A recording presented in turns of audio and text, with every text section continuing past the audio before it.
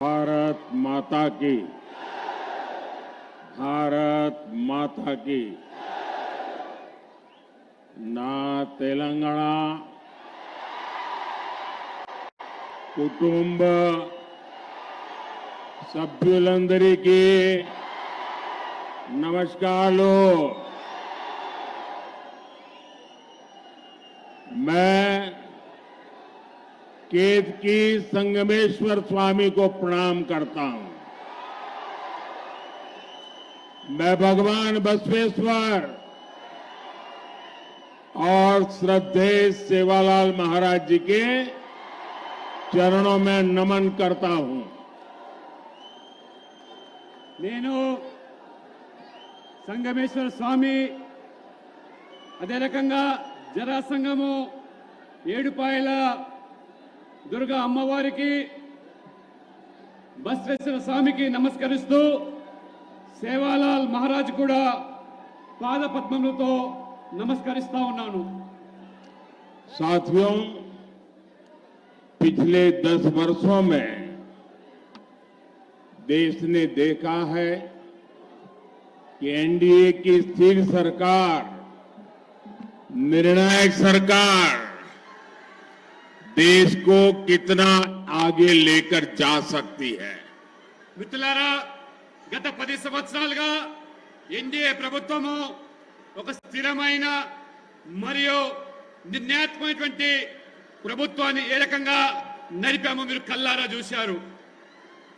एक समय था जब दुनिया प्रगति कर रही थी, लेकिन भारत को कांग्रेस ने करप्शन के दल दल में फंसा दिया था। दुनिया आर्थिक प्रगति कर रही थी, लेकिन भारत पॉलिसी पैरालिसिस का शिकार था। एनडीए ने भारत को बहुत मुश्किल से उस दौर से बाहर निकाला है, लेकिन कांग्रेस फिर से देश को पुराने दूर दिनों में लेकर जाना चाहती है। మిత్రులారా, ఒక సమయంలో ప్రపంచమంతా కూడా అభివృద్ధిలో దూసుకుపోతా ఉంటే కాంగ్రెస్ మన భారతదేశాన్ని అవినీతి ఊబిలోకి నెట్టివేసి ప్రపంచమంతా కూడా ఆర్థిక అభివృద్ధి చెందుతూ ఉంటే పాలసీ పారాలిసిస్ తోని విధానపరమైన నిర్ణయాలతో నిష్క్రియంగా మార్చింది। ఎన్డీఏ అతి కష్టం మీద కూడా ఏ రకంగా గట్టెక్కించిందో మనం అందరం కూడా కల్లారా చూశాము। साथियों, कांग्रेस कहीं भी हो, उसकी पॉलिटिक्स के 5 निशान होते हैं। उसके पंजे जैसे 5 निशान है। पहला, झूठे नारे, झूठे वादे। दूसरा, वोट बैंक की राजनीति। तीसरा, माफियाओं, अपराधियों को बढ़ावा। चौथा, परिवारवाद। और 5वां, करप्शन। इन 5 निशानों से मिलकर कांग्रेस का पंजा बनता है। अब तेलंगाना में भी लोग कांग्रेस के इस पंजे को महसूस कर रहे हैं। మిత్రులారా, కాంగ్రెస్ ఎక్కడ అధికారంలో ఉంటుందో అక్కడ పంచసూత్రాల పేరు మీద రాజకీయాలు చేస్తూ ఏ రకంగా మొదటిగా అబద్ధాలు, తర్వాత ఓటు బ్యాంక్ రాజకీయాలు, మాఫియా మరియు నేరస్తుల ప్రోత్సహించడము, 4వది కుటుంబ పాలన, 5వది అవినీతి। ఈ పంచసూత్రాలు కలిపితే ఇది చేతి గుర్తు అవుతుంది। ఈ పంచసూత్రాలు, ఈ చేతి గుర్తులు తెలంగాణలో కూడా ఏ రకంగా ప్రజలు అనుభవిస్తున్నారో ఇప్పుడిప్పుడే అర్థం చేసుకుంటున్నారు। तेलुगु फिल्म इंडस्ट्री ने तेलुगु फिल्म इंडस्ट्री ने भारत को ट्रिपल आर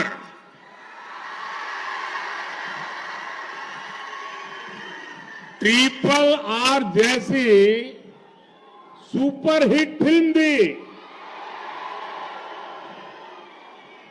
लेकिन आज तेलंगाना कांग्रेस ने राज्य के लोगों को डबल आर टैक्स दे दिया है। ट्रिपल आर फिल्म ने पूरी दुनिया में भारत का नाम रोशन किया, लेकिन ये डबल आर टैक्स भारत के लिए शर्मिंदगी बढ़ा रहा है। इस डबल आर टैक्स की तेलंगाना में हर तरफ चर्चा है कि तेलंगाना के जो उद्योगपति हैं, जो ठेकेदार हैं, उनको कुछ परसेंट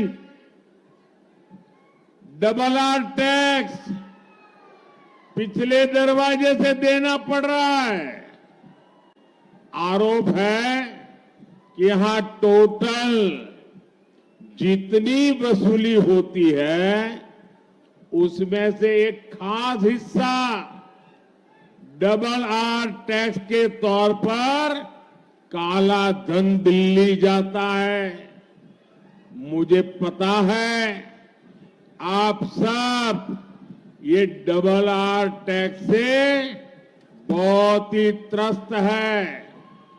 मुझे ज्यादा विस्तार में जाने की जरूरत नहीं है। आप समझ गए होंगे ये डबल आर कौन है।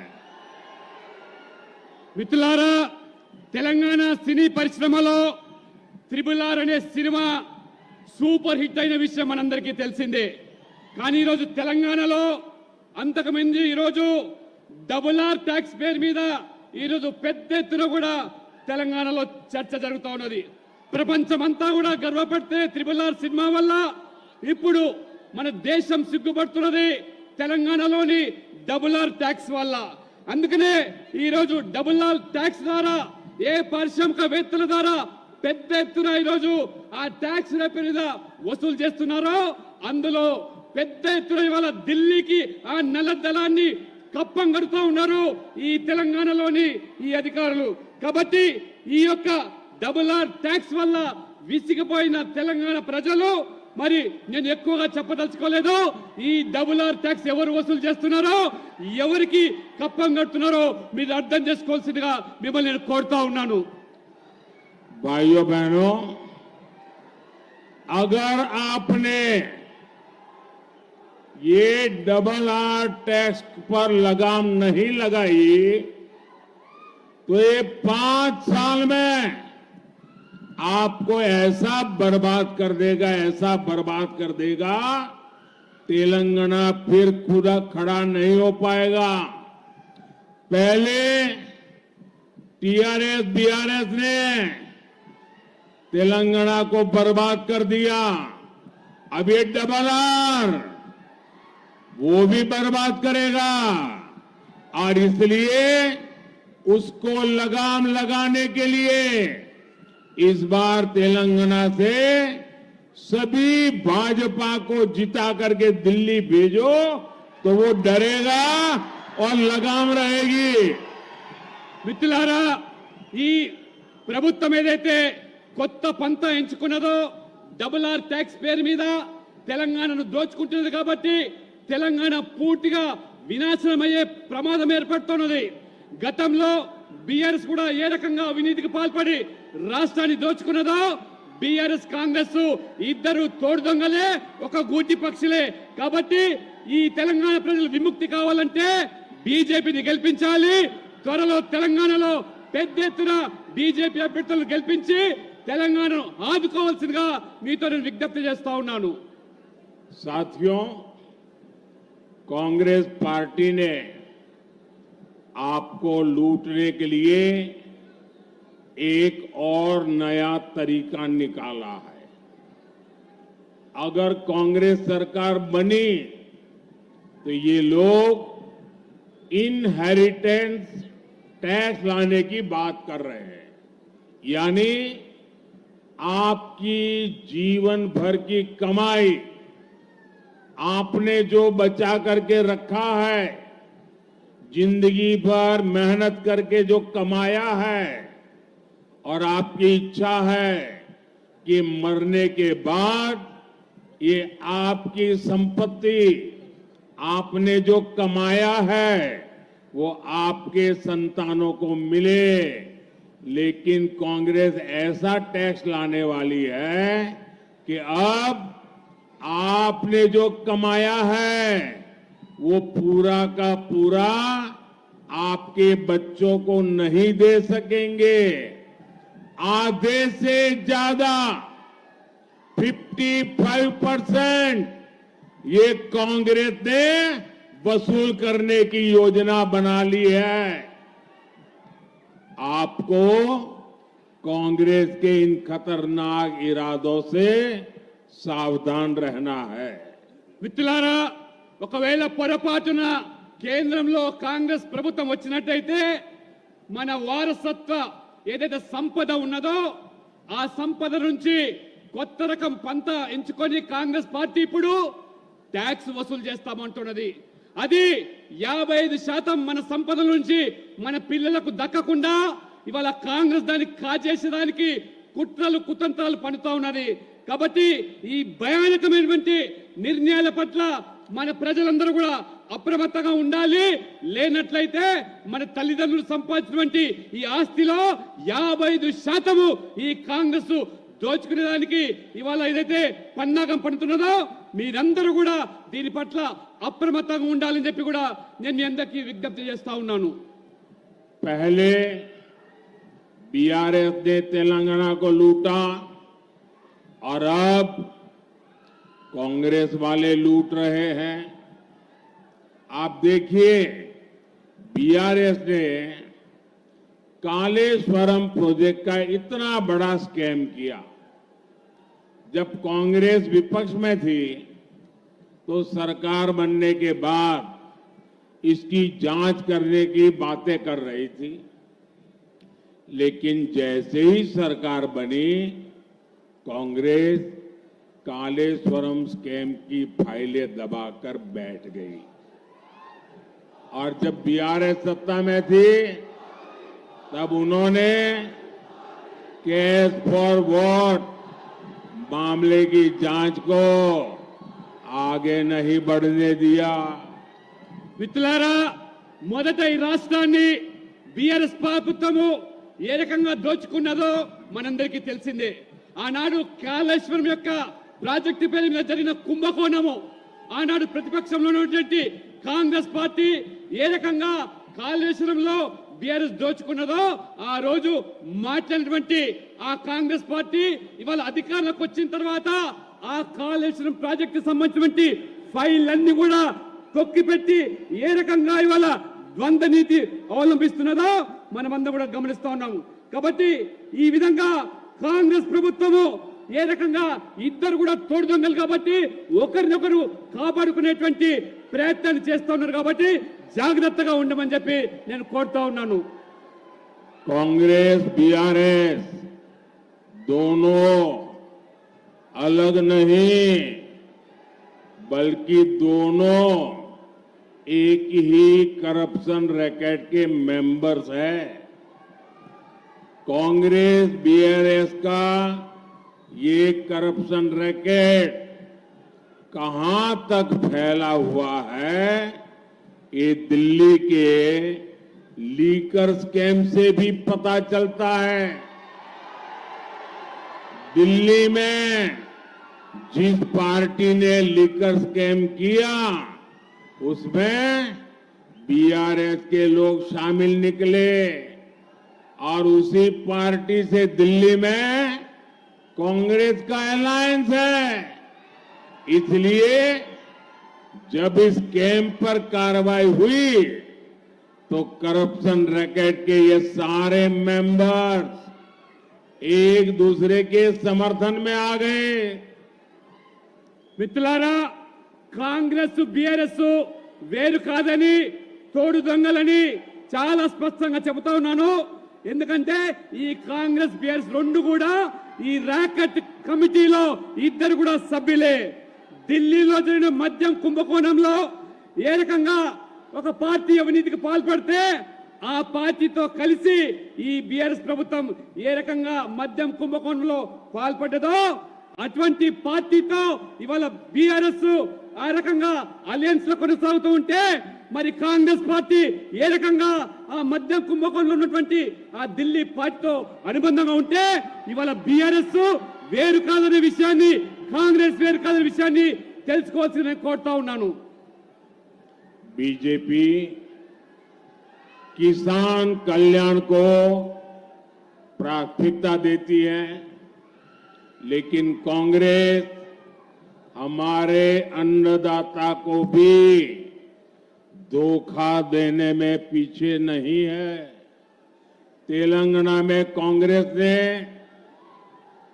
सरकार बनने के 100 डेज के भीतर किसानों का कर्ज माफ करने का वादा किया था।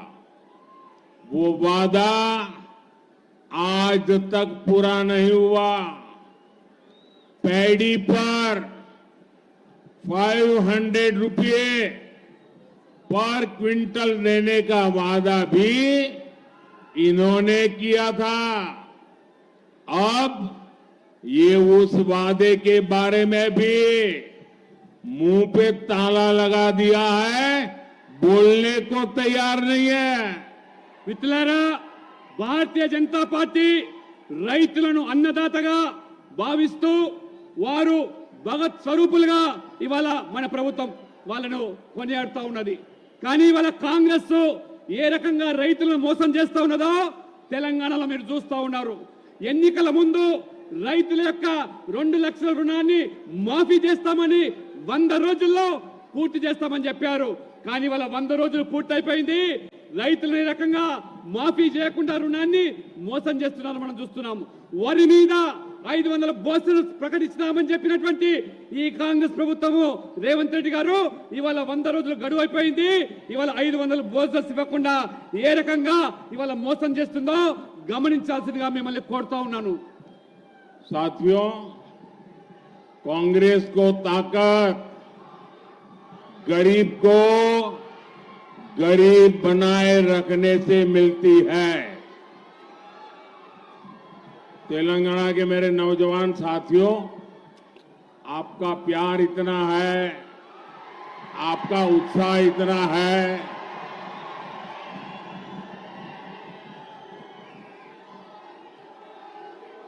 मैं आपके इस प्यार के लिए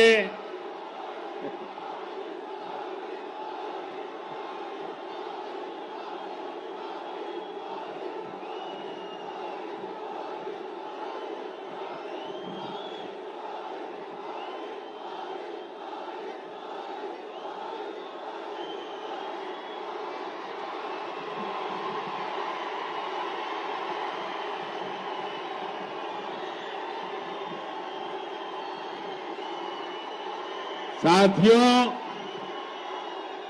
ये आपका उत्साह, आपका प्यार इतना जबरदस्त है कि आज ये डबल आर की नींद उड़ जाएगी। మిత్రులారా, యువకులారా, మీ ఉత్సాహాన్ని ప్రేమను చూస్తా ఉంటే మరి ఈ రోజు ఈ ప్రభుత్వము మరి కనువిప్పు కావాలి.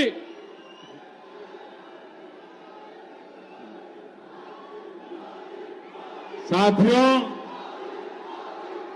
कांग्रेस को ताकत गरीब को गरीब बनाए रखने से मिलती है। इसलिए गरीब, दलित, पिछड़ा और आदिवासी हो या देश की महिलाएं हो, कांग्रेस ने कभी उन्हें आगे बढ़ने नहीं दिया। कांग्रेस राज में नारी शक्ति ने जन्म से लेकर जीवन तक हर जगह तकलीफ उठाई है। बेटी पैदा होती थी तो उसकी पढ़ाई सबसे कठिन चुनौती होती थी। स्कूलों में शौचालय न होने से बेटियों को स्कूल बीच में ही छोड़ना पड़ता था और इसलिए हमने बेटी बचाओ बेटी पढ़ाओ अभियान शुरू किया और स्कूल में बेटी के लिए अलग टॉयलेट बनवाए। अब बेटियां भी शिक्षा में भी आगे बढ़ रही है। आज पीएम आवास में बनने वाले घर भी मुख्य रूप से महिलाओं के नाम पर ही दिए जा रहे हैं। మిత్రులారా కాంగ్రెస్ పార్టీ ఎప్పుడు పేదలను పేదవాళ్ళుగానే మార్చడానికి ప్రయత్నం చేశారు. దళితులు, ఆదివాసీలు, వెనుకబడ్డ వర్గాలు, మహిళలు ఏ రకంగా వెనక్కి నెట్టేశారో, నిర్లక్ష్యం చేశారో మీరందరూ చూశారు. కానీ మా ప్రభుత్వము మహిళా శక్తి పేరు మీద, నారీ శక్తి పేరు మీద అమ్మాయిలు చదువుకునేదానికి వాళ్ళకి కావాల్సిన సదుపాయాలు కల్పించడానికి బేటీ బచావ్ బేటీ పడావ్ ప్రత్యేకంగా పాఠశాలలో అమ్మాయిలకు టాయిలెట్లు విధిగా నిర్మించి ఏ రకంగా ఆ అమ్మాయిలను ఆ రకంగా శక్తివంతులు చేస్తూ ఉన్నామో, ఇవాళ ప్రధానమంత్రి ఆవాస్ యోజన పేరు మీద పేదలకు నిర్మించే పక్క ఇల్లు కూడా మహిళల పేరు మీద ఇస్తున్నామంటే మహిళలకు ఇవాళ మోదీ ప్రభుత్వం ఇస్తున్నటువంటి గౌరవాన్ని కూడా మీరు ఇవాళ గమనిస్తా ఉన్నారు. साथियों, कांग्रेस सरकारों में महिलाओं के अधिकार ही खतरे में नहीं पड़े, महिलाओं की सुरक्षा भी खतरे में पड़ी है। महिलाओं की सुरक्षा और वोट बैंक में इन्हें जब चुनना होता है तो ये वोट बैंक चुनते हैं। बीजेपी के लिए महिलाओं की सुरक्षा, महिलाओं का सम्मान ये सर्वोपरि है। कोई भी व्यक्ति चाहे वो कितना भी बड़ा क्यों ना हो, अगर वो महिलाओं के सम्मान के साथ खिलवाड़ करता है तो उसे बख्शा नहीं जाना चाहिए। हमने इन 10 वर्षों में महिला सुरक्षा को लेकर कड़े कानून बनाए हैं। फांसी तक की सजा का कानून हमने बनाया है। अगले 5 वर्षों में हम इसी दिशा में और मजबूती से काम करेंगे। మిత్రులారా, మహిళల అధికారాలే కాదు కాంగ్రెస్ పార్టీ హరించింది, మహిళలకు కూడా రక్షణ లేకుండా ఓటు బ్యాంకు రాజకీయాలకు ఏదైతే పాల్పడ్డదో ఇవాళ మా ప్రభుత్వం ఖచ్చితంగా మహిళల రక్షణ కోసము అవసరమైనటువంటి కొత్త చట్టాలు తీసుకురావడమే కాకుండా మహిళలను గౌరవించకుండా కించపరిచేటువంటి ఏ వ్యక్తులైనా శక్తులైనా ఉరిశిక్ష సైతం విధించేటువంటి ఒక కఠినమైనటువంటి చట్టాలను తీసుకొచ్చి ఇవాళ మహిళలను ఆదరిస్తుంది, గౌరవిస్తుంది మా ప్రభుత్వము. साथियों, जब एक सरकार मजबूत होती है,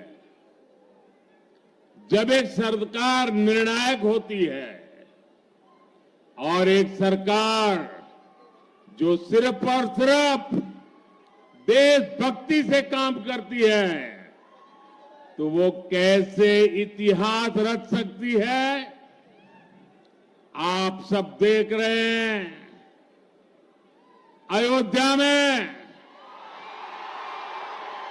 भव्य राम मंदिर इसका उदाहरण है।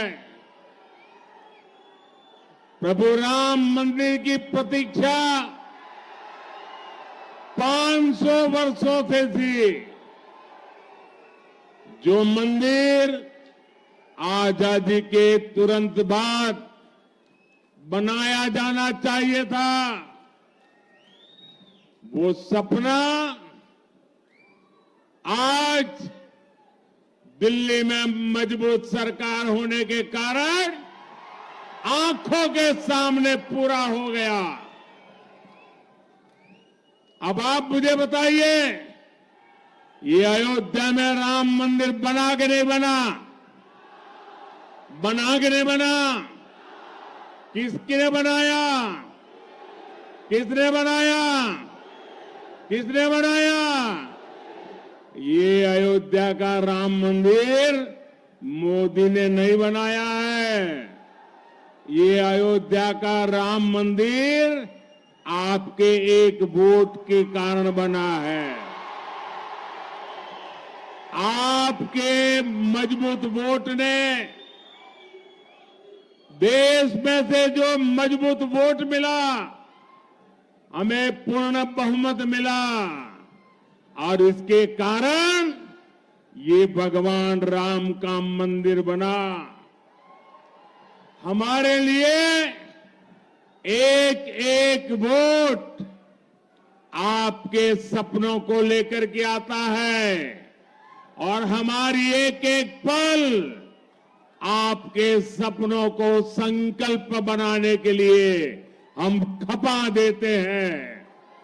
साथियों, हमारे लिए तो आपका एक एक वोट सर्वोपरि है। हमारे लिए तो आपका सपना सर्वोपरि है। कांग्रेस के लिए उनका वोट बैंक ही सर्वोपरि है।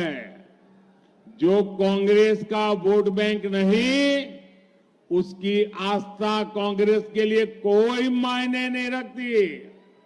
इसलिए यहां तेलंगाना में हमारे पर्व त्योहारों पर रोक लगाने की कोशिश हो रही है। हैदराबाद में राम नवमी की शोभा यात्रा तक पर प्रतिबंध लगाया जा रहा है ताकि वोट बैंक नाराज ना हो जाए। మిత్రులారా, ప్రభుత్వం పటిష్టంగా నిర్ణయాత్మకంగా ఉంటే దేశభక్తి ఏ రకంగా కొత్త చరిత్రను సృష్టిస్తామో మీరందరూ కూడా కళ్ళారా చూశారు. రాముడు జన్మించినటువంటి అయోధ్యలో భవ్యమైనటువంటి రామ మందిర నిర్మాణం అయిందంటే అది నిజంగా మీ అందరి యొక్క సమర్థతతోనే, మీ అందరి యొక్క సహకారంతోనే సాధ్యమైంది. స్వాతంత్రం పూర్వమే ఈ రామ మందిరం నిర్మాణం కావాల్సి ఉంది. కానీ ఢిల్లీలో పటిష్టమైన ప్రభుత్వం లేకపోవడం వల్ల అది సాధ్యం కాలేదు. మీరందరూ కూడా ఏమనుకుంటున్నారు? మోదీయే ఈ బ్రహ్మమైనటువంటి మందిరం కట్టారని మీరు అనుకుంటున్నారు. కాదు, మీరందరూ కూడా వేసిన ప్రతి ఓటు వల్ల ఒక పటిష్టమైనటువంటి, ఒక సమర్థమైనటువంటి ప్రభుత్వం ఏర్పడడం వల్లనే ఈ మందిరం సాధ్యమైంది. మీ యొక్క సహకారంతోనే ఈ మందిరం నిర్మాణమైంది.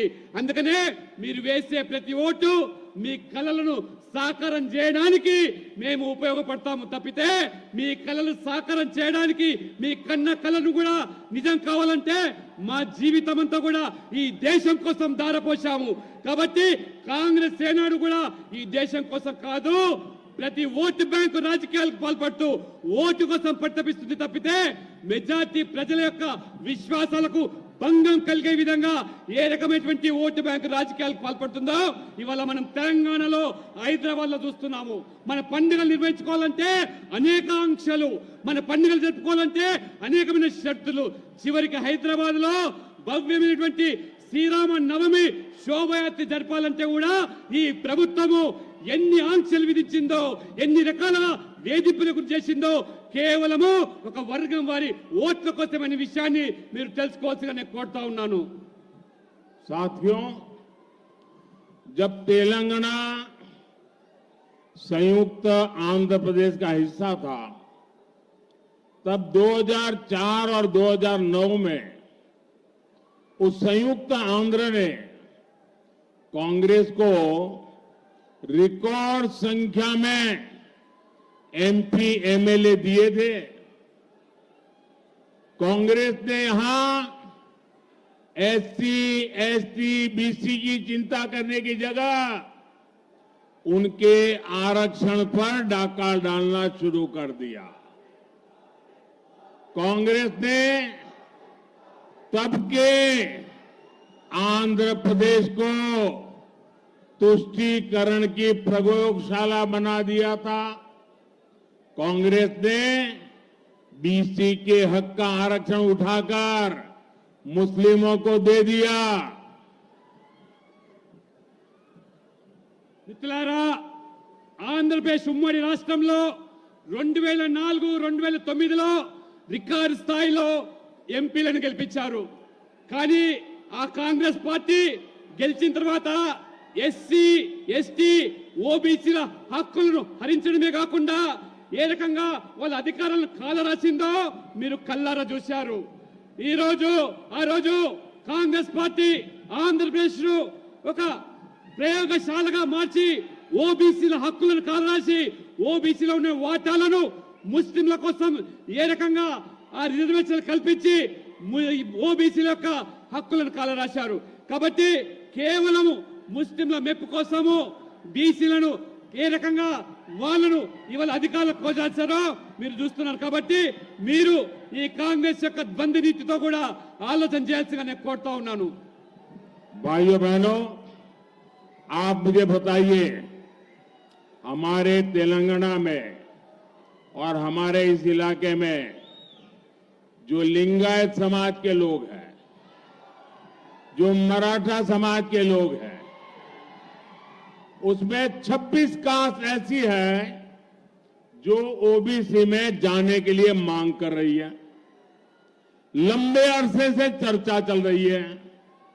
ये कांग्रेस वालों को हमारे मराठी भाई बहन या हमारे लिंगायत भाई बहन इन 26 जातियों को ओबीसी बनाना मंजूर नहीं है, लेकिन मुसलमानों को रातों रात ओबीसी बना देते हैं। మిత్రులారా, తెలంగాణలో మీరందరూ ఆలోచన చేయండి. ఒక పెద్ద సమాజం లింగాయత్ సమాజము, మరాఠా సమాజము ఈ తెలంగాణలో అయితే ఉన్నారో వాళ్లకు న్యాయం చేయకుండా దాదాపు ఇంకా 26 బీసీ కులాలు కేంద్ర జాబితాలో చేరాల్సిన అవసరాన్ని కాంగ్రెస్ పార్టీ ఏ రకంగా విస్మరించి కేవలము రాత్రికి రాత్రి ముస్లింలను ఓబీసీ జాబితాలో చేర్చి ఇవాళ లింగాయతులను మరాఠీలను కాకుండా 26 బీసీ కులాలను కేంద్ర జాబితాలో చేర్చకుండా ముస్లింలను చెప్పించేటువంటి ప్రయత్నాలకు ఏ రకంగా కాంగ్రెస్ పూనుకున్నదో ఒక్కసారి మీరందరూ కూడా గమనించాల్సిగా నేను కోరుతా ఉన్నాను. हमारा बंजारा समाज जब भी हमारे बंजारा समाज को देखें, सेवालाल महाराज की हमें पुण्य स्मृति हो जाती है। आपने कभी बंजारा समाज में क्रिमिनल हुए ऐसा सुना है क्या? सेवाभावी लोग हैं, समाज में अच्छी जिंदगी जीने वाले लोग हैं, लेकिन उस बंजारा समाज की भी आशा अपेक्षाओं पर टीआरएस, बीआरएस, कांग्रेस सबने पानी फेर दिया है. మిత్రులారా, మన యొక్క తెలంగాణలో బంజారా సమాజం అంటే లంబాడి సమాజము, ఏదైతే ఆరాధ్య దైవంగా భావించేటువంటి ఆ సేవాలాల్ యొక్క ప్రభుకు మనమందరం కూడా ఏ రకంగా మరి మనస్పూర్వకంగా గౌరవిస్తామో అటువంటి సమాజం నుంచి వచ్చినటువంటి ఈ యొక్క బంజారాలు లంబాడీలు ఎంతో గౌరవప్రదమైనటువంటి జీవితాన్ని గడిపేటువంటి వాళ్లను నేరస్తులుగా పరిగణించేటువంటి గత కాంగ్రెస్ బీఆర్ఎస్ లు ఏ రకంగా వాళ్ళ జీవితాలతో చెలగాటం ఆడాయో ఈ రెండు పార్టీలు ఆ సమాజాన్ని కూడా పూర్తిగా వంచించి దగా చేసి మోసం చేశాయి. भाइयों बहनों, ये इतने बड़े संविधान लेकर के दुनिया को मूर्ख बनाने वाले लोग, रात दिन आरक्षण के नाम पर झूठ बोलने वाले लोग, ये हमारे तेलंगाना में मादिगा समाज पर क्या बीती है. और मैंने मादिगा समाज को वादा किया हुआ है, मैं उनके लिए लड़ाई लड़ूंगा. और हमारे दलित भाई बहनों में जो वर्गीकरण की मांग है, उनका हक है, उसको वो मानने को तैयार नहीं है. మిత్రులారా, పొద్దున్న లేస్తే ఈ పార్టీలు రాజ్యాంగం గురించి లేకపోతే రిజర్వేషన్ల గురించి దుష్ప్రచారం చేస్తూ తప్పుడు ప్రచారం చేస్తూ ప్రజలు మోసం చేస్తూ ఉన్నాయో, సామాజిక న్యాయం అంటే ఆ సామాజిక న్యాయానికి కట్టుబడి ఉన్న నేను ఈ రోజు సమాజంలో ఉన్నటువంటి మాదిగలకు న్యాయం చేయడానికి ఎస్సీ వర్గీకరణ కోసము కట్టుబడి ఉన్నానని చెప్పి వాళ్ళలో ఒకరిగా నేను ఈ పోరాటానికి అండగా ఉంటానని చెప్పి భరోసా కల్పిస్తున్నాను, హామీ ఇస్తున్నాను. మాదిగలు మీరు న్యాయమైన కోరికలకు భారతీయ జనతా పార్టీగా మేము అండగా ఉన్నామని చెప్పి కూడా పూర్తి విశ్వాసం కల్పిస్తా ఉన్నాము. साथियों, एक कांग्रेस पार्टी को जन्म से ही ये हमारे संविधान के प्रति नफरत है। जो संविधान बाबा साहब अंबेडकर ने दिया था, अगर वो संविधान की प्रत देखें, वो संविधान की प्रत देखें तो उसके ऊपर एक एक पत्ते पर रामायण महाभारत का चित्रांकन है। हमारी संस्कृति, हमारी परंपरा का चित्र है उस पर, और हमारे संविधान की, भारत की महान सांस्कृतिक विरासत के साथ उसको कड़ी रूप से जोड़ने का एक अद्भुत प्रयास था। लेकिन कांग्रेस पार्टी ने सबसे पहला काम किया, जब संविधान की वो पहली प्रत कपबोर्ड में रख दी और फिर जो संविधान देश के सामने रखा, भारत की महान संस्कृति और परंपरा की जो लिंक थी, जहां से संविधान आगे बढ़ना था, उस लिंक को तोड़ दिया, वो सारे चित्र हटा दिए और खोखा बना करके रख दिया।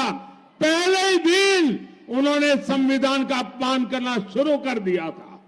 మిత్రులారా, కాంగ్రెస్ మొదటి నుంచి కూడా జన్మత మన రాజ్యాంగం పట్ల గాని డాక్టర్ బాబాసాహెబ్ అంబేద్కర్ పట్ల గాని ఏమాత్రం కూడా గౌరవం లేకుండా రాజ్యాంగంలో ప్రతిసారి కూడా ఏ రకంగా అవమానపరిచే విధంగా వ్యవహరించారో మనం చూస్తూ వస్తా ఉన్నాము.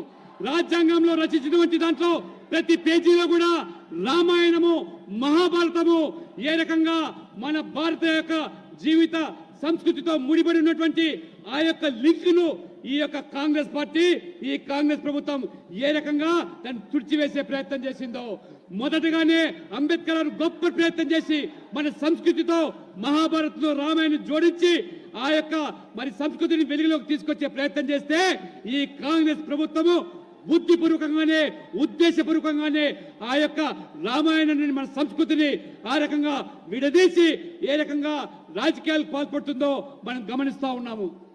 ये शाहजादे के दादी के पिताजी,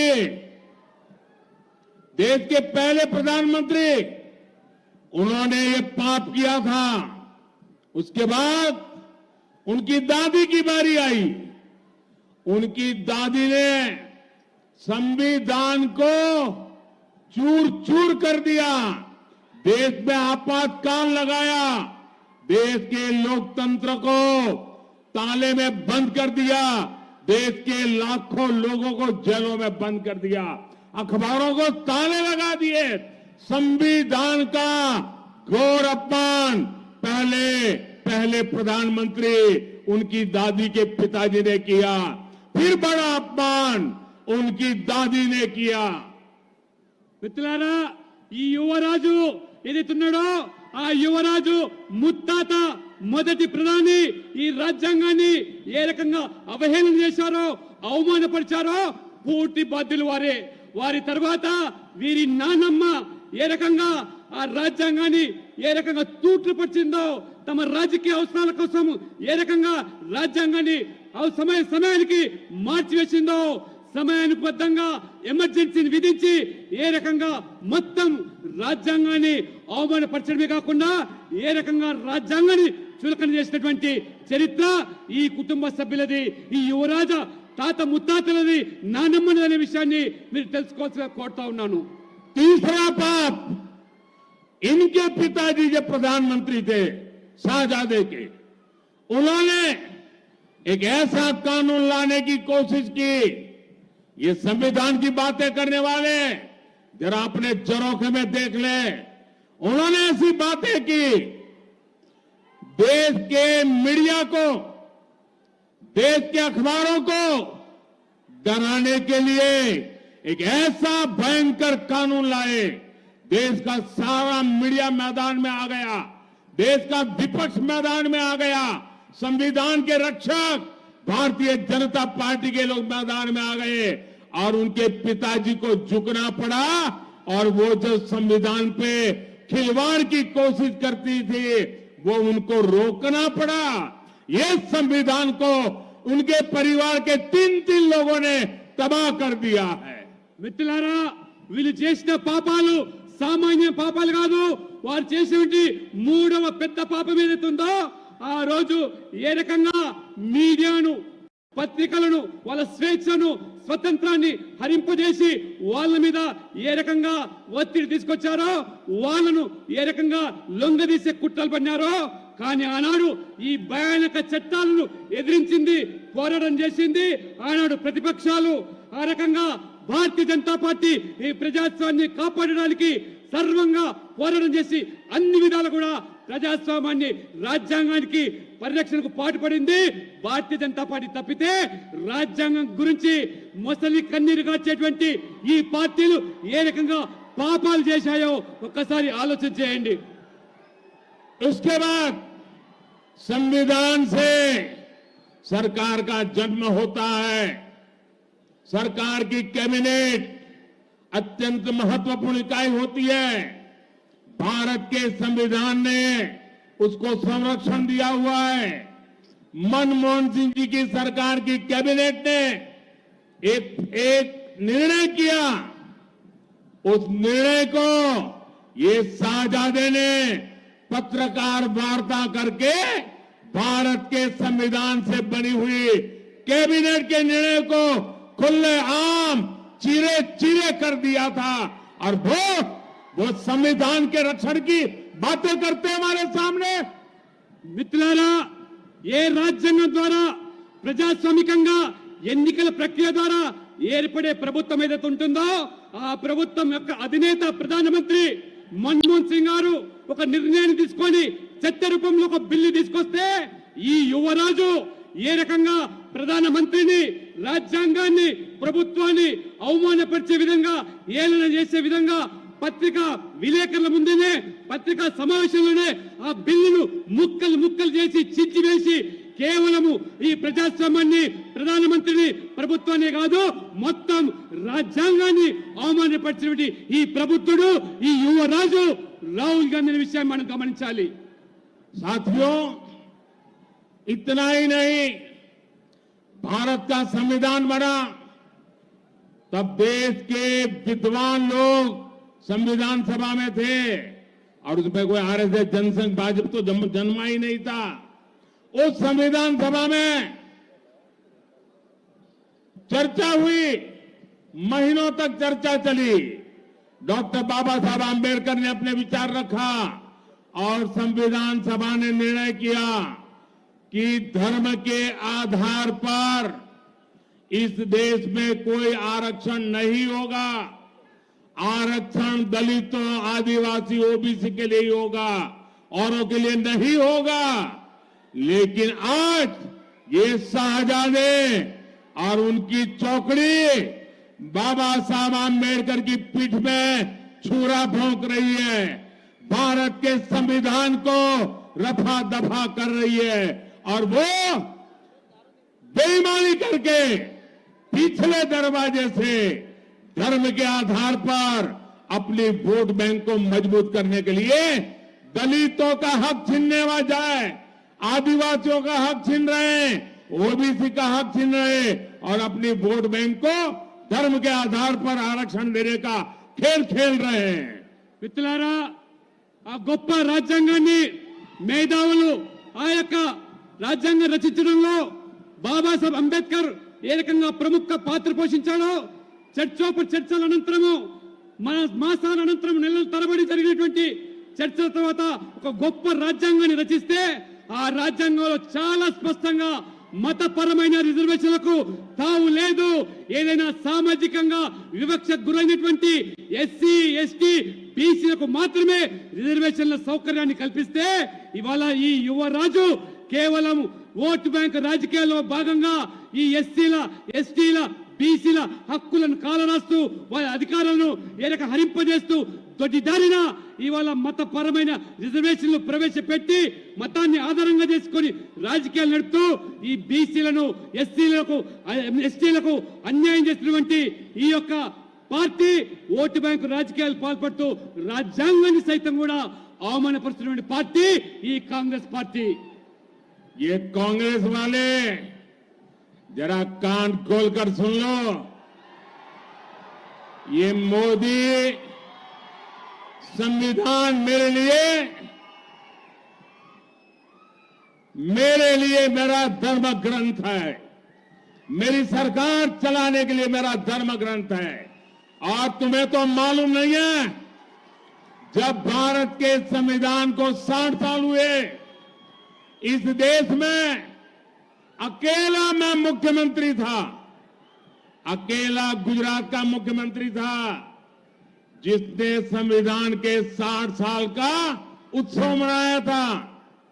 मैंने सुरेंद्रनगर में हाथी के ऊपर हमारे संविधान को रखा था और संविधान का सम्मान करते हुए जुलूस निकाला था. और उस राज्य का मुख्यमंत्री हाथी पर नहीं बैठा था, संविधान हाथी पर बैठा था और मोदी पैदल चल रहा था ताकि संविधान का सम्मान हो. మిత్రులారా, నేను కాంగ్రెస్ వాళ్ళకు సవాల్ చేస్తున్నాను. మీరు కాచుకోండి, వినండి, చెవులుంటే. ఈ రోజు ఈ రాజ్యాంగం అంటే ఇదొక పవిత్ర గ్రంథంగా భావించే నేను, ఆనాడు దేశంలో ఒకే ఒక ముఖ్యమంత్రి గుజరాత్ గా నేను ఆనాడు 60 సంవత్సరాల రాజ్యాంగం రచించినటువంటి సందర్భంగా ఒక గొప్ప పండుగగా వైభవంగా ఉత్సవాలు గుజరాత్ లో నిర్వహిస్తే ఏనుగు మీద ఊరేగింపు, ఈయన ముఖ్యమంత్రిగా మోదీగా నేను ఊరేగింపులో ఆ ఏనుగు మీద కూర్చొని ఊరేగించలేదు. ఆ పవిత్రమైన గ్రంథాన్ని ఏనుగు మీద కూర్చోబెట్టి ఊరేగించి నేను కాలినడకన భారీ ఊరేగింపు నిర్వహించి ఆ పవిత్ర గ్రంథాన్ని గౌరవించినటువంటి వ్యక్తిని, ఆ రాజ్యాంగం అంటే అది పవిత్ర గ్రంథంగా భావించే నేను, ఇది మోదీ అనేటువంటి విషయాన్ని కాంగ్రెస్ తెలుసుకోవాల్సిగా నేను కోరుతా ఉన్నాను. साथियों, मेरा समर्पण देश के संविधान के शब्दों के प्रति, देश की संविधान की भावनाओं के प्रति 2014 में देश ने मुझे चुन करके संसद में भेजा और जब मैं पहले दिन संसद में गया तो संविधान का प्रतिबिंब हमारे देश की संसद होती है और पहले ही जाकर के मैंने संसद के सामने सर झुकाया, अपना माथा टेका. बाद में मैंने कदम पार्लियामेंट में रखा था क्योंकि संविधान के लिए हम समर्पित हैं.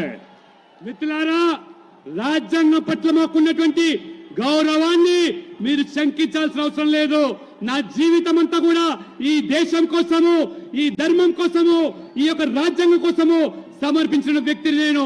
మొదటిసారిగా పార్లమెంట్ సభ్యునిగా నేను గెలిస్తే ఆనాడు నాకు రాజ్యాంగం పట్ల, ప్రజాస్వామ్యం పట్ల ఉన్నటువంటి గౌరవాన్ని వెలిపించడానికి పార్లమెంట్ లో మొదటి అడుగు పెట్టినప్పుడు నేను ఆ పార్లమెంటు ఆ భవనం ముందు మోకరిల్లి నమస్కరించి ఆ రాజ్యాంగాన్ని, ప్రజాస్వామ్యాన్ని, ఆ పవిత్రమైనటువంటి పార్లమెంటు భవనాన్ని గౌరవించి ఏ రకంగా నేను పార్లమెంట్ సభ్యునిగా కొనసాగానో మీరందరూ కూడా తెలిసిన విషయమే. 2019 में जब आपने मुझे दूसरी बार प्रधानमंत्री बनने का अवसर दिया और जब मुझे एनडीए ने अपना नेता चुना तो कार्यभार संभालने से पहले मैंने पार्लियामेंट के सेंट्रल हॉल में संविधान की किताब ला करके रखी थी. पहले मैंने जाकर के संविधान के सामने मारा माथा टेका, जैसे आप गीता, रामायण, महाभारत के सामने टेकते हो, जैसे कुरान, बाइबल के सामने रखते हो, मैंने संविधान के सामने अपना माथा टेका. उसके बाद 2019 में कार्यभार संभालने के लिए मैंने अपना भाषण दिया था।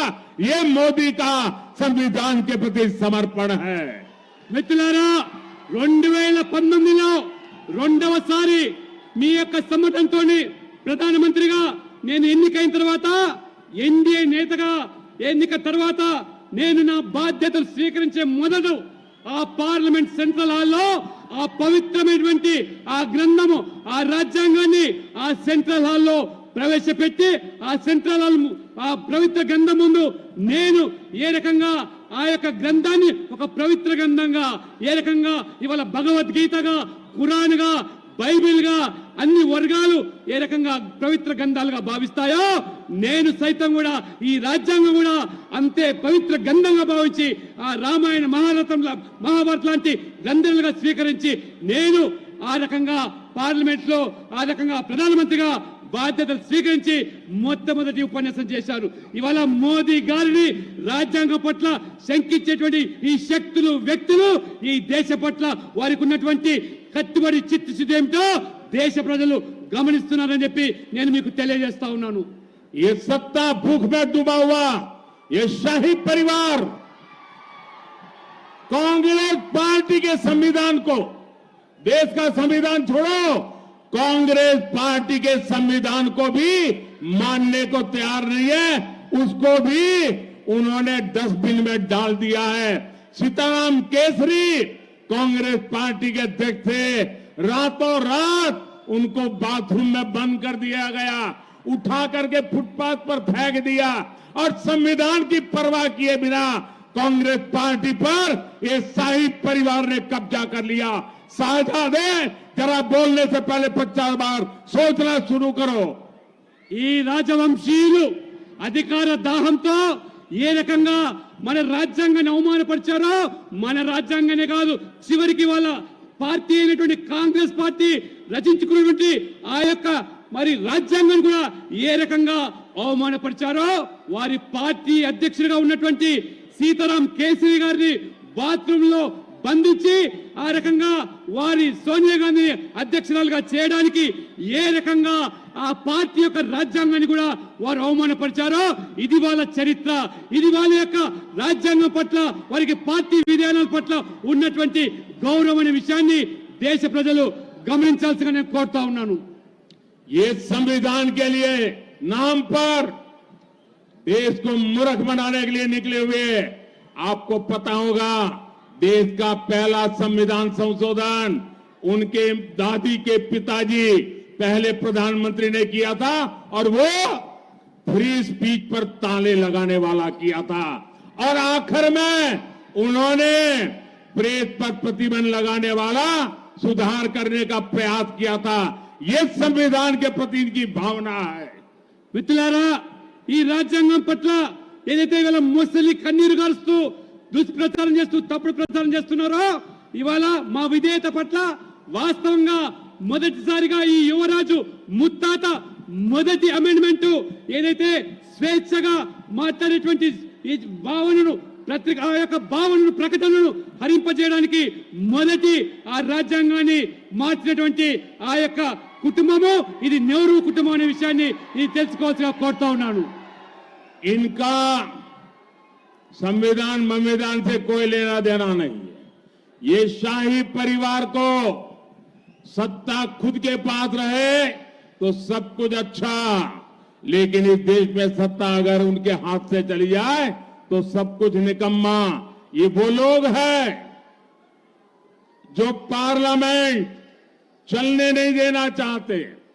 ये वो लोग हैं जो चुनाव में इलेक्शन कमीशन जो परंपरा है नियुक्ति की, अब इलेक्शन कमीशन पे सवाल उठाते हैं.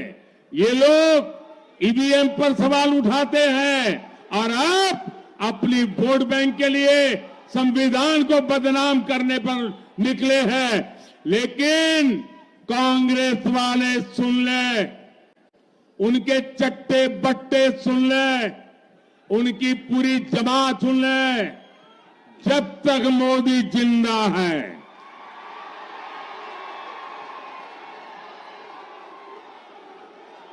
जब तक मोदी जिंदा है मैं संविधान का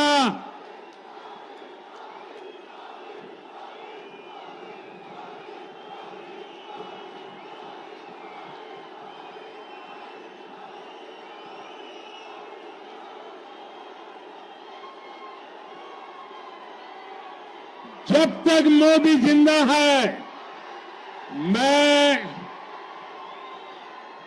दलितों का आरक्षण, आदिवासियों का आरक्षण, ओबीसी का आरक्षण, मुसलमानों को धर्म के आधार पर नहीं देने दूंगा, नहीं देने दूंगा, नहीं देने दूंगा। మిత్రులారా, ఈ రాజవంశీయులు ఈ దేశాన్ని పాలించేదే మా జన్మ హక్కని, రాజ్యాంగం పట్ల గాని ప్రజాస్వామ్యం పట్ల గాని ఏ మాత్రం కూడా విశ్వాసం లేనివంటి ఈ కుటుంబము మేము అవసరమైతే ఈ పార్లమెంట్ కూడా నడవనీయము. ఇవాళ మీరు అధికారులు ఉంటే మాకు ఈ అధికారాన్ని కావడానికి ఈ దేనికైనా దిగజారుతామని చెప్పి ఇవాళ రాజ్యాంగ సంస్థలైనటువంటి ఎన్నికల కమిషన్ మీద ఇవాళ అనుమానాలు వ్యక్తం చేస్తూ ఉంటారు. ఈవీఎంల మీద కూడా వాళ్ళు ప్రశ్నలు లేవనెత్తుతూ ఉంటారు. వాళ్ళు గెలవకపోతే అందరినీ కూడా అవమానపరుస్తూ ఉంటారు. ఈ ఓటు బ్యాంకు రాజకీయాలకు చివరికి రాజ్యాంగం పట్ల కూడా ఇవాళ ఏ రకంగా దుష్ప్రచారం చేస్తున్నారో నేను ఇవాళ వీళ్ళ యొక్క తొత్తులకు వీళ్ళందరికీ చెంచాలకు కూడా నేను సవాల్ చేస్తా ఉన్నాను. ఈ మోదీ బతికున్నంత వరకు రాజ్యాంగాన్ని కదిలించేటువంటి వ్యక్తి శక్తి ఈ ప్రపంచంలో ఎవరు ఉండరని, ఈ రాజ్యాంగాన్ని కాపాడే పూర్తి బాధ్యత మోదీగా నేను తీసుకుంటున్నాను. ఈ రాజ్యాంగం పట్ల ఏ రకంగా దళితులకు, ఎస్సీలకు, ఎస్టీలకు, ఓబీసీలకు రిజర్వేషన్లు కొనసాగుతున్నాయో ఆ రిజర్వేషన్లకు మతపరంగా ముస్లింలకు దారాదత్తం చేస్తుంటే సహించే ప్రసక్తి లేదు. నేను బతికున్నంత కాలం వాటిని అప్పగించనని చెప్పి కూడా నేను ఈ రోజు సవాల్ చేస్తా ఉన్నాను. ఇవాళ साथियों, मैं आज तेलंगाना की धरती से ऐलान करता हूं, मोदी की तीसरी टर्म में, मोदी की तीसरी टर्म में ये वर्ष हमारे संविधान के 75 वर्ष हो रहे हैं। मैं इतने शान से संविधान का 75वां वर्ष मनाऊंगा और गली गली में जाकर के इनके पापों को खुला करके छोड़ूंगा। अब तो हर घर तक जाऊंगा, उन्होंने संविधान के साथ कैसा खिलवाड़ किया है, ये मेरी तीसरी टर्म में संविधान के 75 वर्ष बड़ी शान से मनाऊंगा, गाजे बाजे के साथ मनाऊंगा और इनके पापों को देश की गली गली में पहुंचा दूंगा। మిత్రులారా, ఈ తెలంగాణ నుంచి నేను ప్రకటిస్తా ఉన్నాను, మోదీగా నేను మూడవసారి ప్రధానమంత్రి అయిన తర్వాత ఈ 75 సంవత్సరాలు రాజ్యాంగాన్ని రచించి పూర్తయ్యే సందర్భంలో తప్పకుండా ఈ 70 సంవత్సరాల రాజ్యాంగ అంగరంగ వైభవంగా ఈ దేశవ్యాప్తంగా ప్రతి పల్లెల్లో ప్రతి పట్టణంలో కూడా వైభవంగా బాజా బదింతులతో జరుపుకోవడమే కాకుండా ఆ రాజ్యాంగాన్ని గౌరవింపే రీతిలో ప్రజలను భాగస్వామ్యం చేయడమే కాకుండా వీళ్ళ పాపాలను, ఈ రాజవంశీయుల పాపాలను ఎండగడుతూ ప్రజల ముందు దోషిగా నిలబెట్టడానికి రాజ్యాంగానికి అడుగడుగునా ఏ రకంగా అవమానపరిచారు, తూర్చుపరిచారు, మీ యొక్క అధికార దాహంతో రాజ్యాంగాన్ని ఏ రకంగా కించపరిచారో ఈ 75 సంవత్సరాల ఈ యొక్క ఉత్సవాల సందర్భంగా మీ భాగవతాన్ని బయట పెడతానని, బహిర్గతం చేస్తానని చెప్పి కూడా నేను సవాల్ చేస్తా ఉన్నాను. साथियों, ये लोग लोकतंत्र की एक भी बात मानने को तैयार नहीं।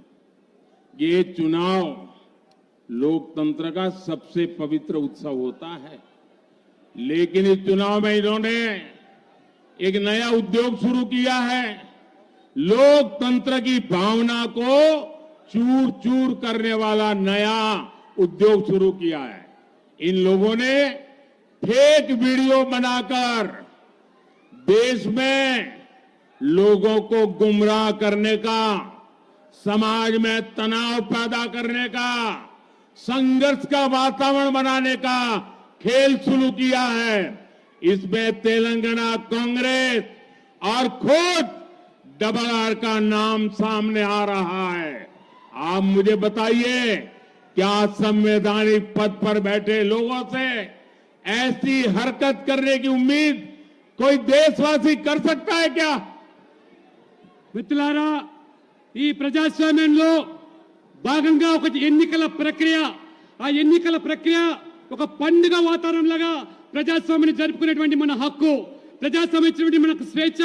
అటువంటి ప్రజాస్వామ్యాన్ని ఇవాళ ఈ కాంగ్రెస్ నాయకులు అవమానపరిచే విధంగా వాళ్ళు ఓటమి ఛాయలో, ఓటమి నైరాశ్యంలో ఏ రకంగా దిగజారుతున్నారో, ఈ తెలంగాణలో ఒక ఫేక్ వీడియో సృష్టించి ఏ రకంగా ఈ సమాజాన్ని విచ్ఛిన్నం చేయడానికి కుట్రలు కుతంత్రాలు పండుతున్నారో, ఎన్నికల్లో గెలవలేమని చెప్పి ఏ రకమైనటువంటి దిగజారు చర్యలకు పాల్పడుతున్నారో తెలంగాణ కాంగ్రెస్ పార్టీ అదే రకంగా డబుల్ ఆర్ గా ఇవాళ కొనసాగుతున్నటువంటి ఈ యొక్క రాజు ఈ తెలంగాణలో అత్యంత పవిత్రమైనటువంటి రాజ్యాంగ పదవిని అనుభవిస్తున్నటువంటి ముఖ్యమంత్రి చేసే పని అని చెప్పి తెలంగాణ సమాజం ఇవాళ ప్రశ్నిస్తున్నది.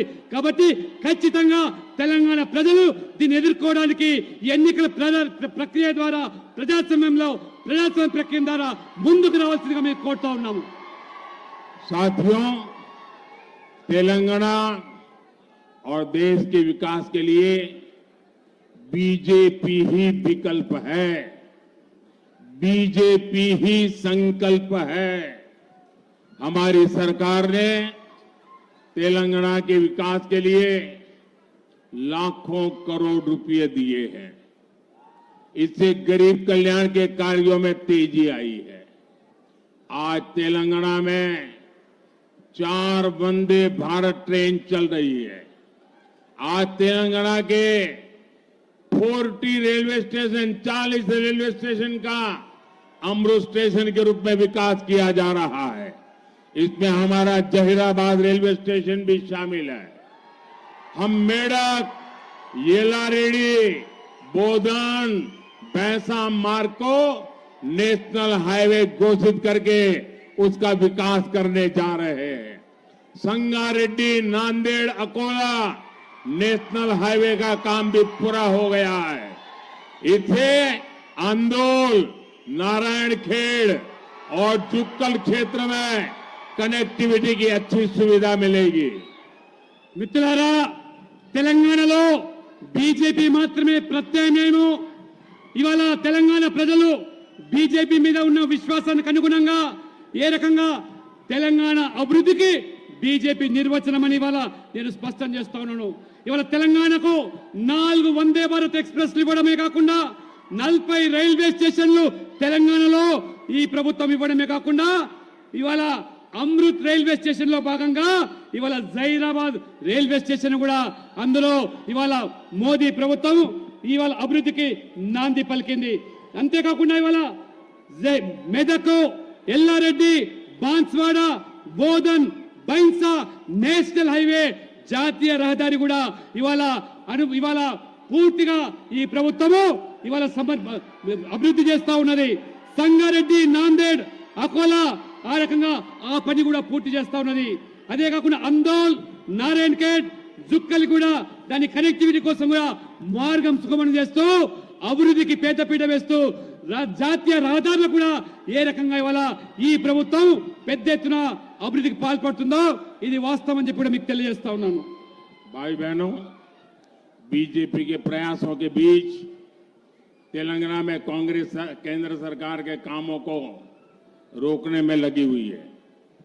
केंद्र सरकार ने देवी सरक्का और समक्का जनजातीय विश्वविद्यालय खोलने का फैसला किया, लेकिन राज्य सरकार जमीन नहीं दे रही है। मनोहराबाद, सिद्धपेट, सिरिसिल्ला, कोत्तापल्ली वहां रेल लाइन बनाने का काम भी यहां की राज्य सरकार रोक करके बैठी है। आप मुझे बताइए, जो कांग्रेस राजनीति के लिए तेलंगाना का विकास ठप करना चाहती है, उसे तेलंगाना से एक भी सांसद मिलना चाहिए क्या? మిత్రులారా, ఇవాళ భారతీయ జనతా పార్టీ కేంద్రంలో ప్రభుత్వము తెలంగాణకు అభివృద్ధికి పెద్దపీట వేస్తూ అన్ని రంగాల్లో కూడా సముచితమైనటువంటి భాగస్వామ్యం కల్పిస్తూ ఉంటే మన గిరిజనుల ఆదివాసుల ఆరాధ్య దైవము సమ్మక్క సారక్కల పేరు మీద ఆ యొక్క ట్రైబల్ యూనివర్సిటీకి మంజూరు చేస్తే ఈ రాష్ట్ర ప్రభుత్వం కనీసం భూమి ఇవ్వకుండా ఏ రకంగా అడ్డుపడుతున్నదో ఒకసారి మీరు గమనించాలి.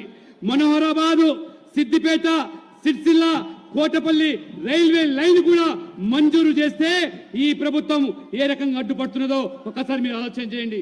కేవలం ఇవాళ రాజకీయాల కోసము సంకుచితమైనటువంటి భావాలతో ఆలోచనతో తెలంగాణ అభివృద్ధిని ఈ ప్రభుత్వం ఏ రకంగా అడ్డుకుంటుందో, ఎన్ని విధాలుగా మేము లక్షల కోట్లు తెలంగాణకు ఇస్తా ఉంటే ఈ కాంగ్రెస్ పార్టీ ఈ యొక్క అభివృద్ధి నిరోధకులకు ఈ రాష్ట్రంలో ఒక్క పార్లమెంట్ సభ్యుడు కూడా గెలిపించాల్సిన అవసరం ఉందా అని చెప్పి నేను మిమ్మల్ని అడుగుతా ఉన్నాను.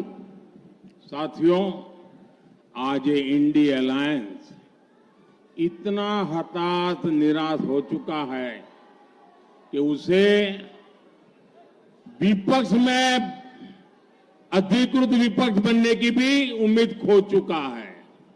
उतने लोग भी जीत करके नहीं आएंगे और शायद इतिहास में ये कांग्रेस का सबसे कम नंबर होगा पार्लियामेंट में. आज इनके अलायंस में कोई ऐसी पार्टी नहीं है जो 272 सीट पर चुनाव लड़ रही हो. इसलिए इन्हें वोट देकर अपना वोट खराब करने के लिए कोई भी समझदार हिंदुस्तानी नहीं वोट डालेगा. मेरा आपसे अनुरोध है, 13 मई को 13 मई को जहीराबाद से बीजेपी कैंडिडेट श्री भीमराव बसंतराव पाटिल और मेडक से एम रघुनंदन राव, मेरे इन साथियों को विजयी बनाइए और उनको जब आप वोट देंगे ना, वो वोट सीधा सीधा मोदी को मिलेगा. वो वोट सीधा सीधा मोदी को मिलेगा. मेरे साथ बोलिए भारत माता की, भारत माता की. बहुत बहुत धन्यवाद. మిత్రులారా